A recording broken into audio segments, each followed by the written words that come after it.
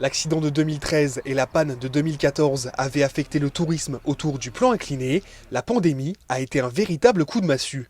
Pourtant, l'heure est au renouveau sur le site. On revient d'assez loin, on a eu 2 années consécutives durant lesquelles on n'a pas pu exploiter le site comme il se fallait, sachant qu'il était réalistement déjà un petit peu en perte de vitesse après. C'est dans ce contexte qu'on a voulu lui donner cette nouvelle dimension, notre volonté affichée et de le rendre clairement plus attractif qu'il n'est déjà par une qualité d'accueil, une qualité de prestation. De nouveaux services ont été mis en place il y a peu, comme la location de vélos électriques.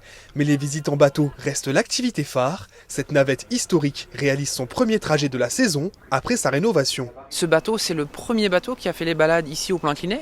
En 1976, c'est un bateau de collection en fin de compte. Cette année, nous avons refait la toiture, les bâches, nous avons la mise en peinture, les poutres ont été changées tout autour du bateau. Nous avons refait beaucoup de travaux de mise en sécurité. 4 formules de visite sont disponibles. Certaines ont été adaptées à une clientèle plus familiale. Depuis l'ouverture, 70 visiteurs se rendent chaque jour au plan incliné. On a senti un petit prémisse de retour des Allemands depuis la réouverture du site le 22 mai. Donc on est content de revoir un petit peu cette clientèle-là à nouveau revenir en visite chez nous.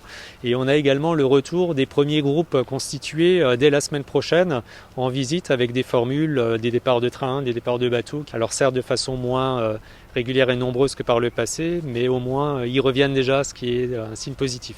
Le plan incliné tourne la page et se projette vers l'avenir. Une nouvelle navette devrait arriver prochainement. Des traversées des tunnels d'Arsvillers et de Niederwiller pourraient s'ajouter au programme.